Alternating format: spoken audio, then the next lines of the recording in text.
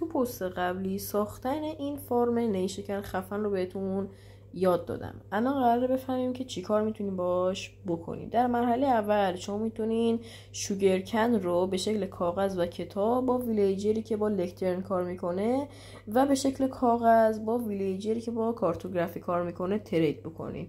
در مرحله دوم شما با قرار دادن تعداد زیادی کتابخونه میتونین این چندهای این چنینگ تیبلتون رو بهتر بکنین. حتی برای ساختن خود این چنینگ تیبل به کتاب نیاز دارین.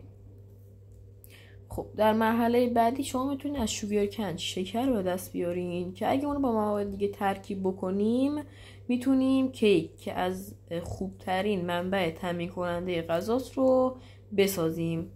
و در آخر شما با ترکیب کردن تعدادی کاغذ میتونین انواع مختلف نقشه رو درست بکنین.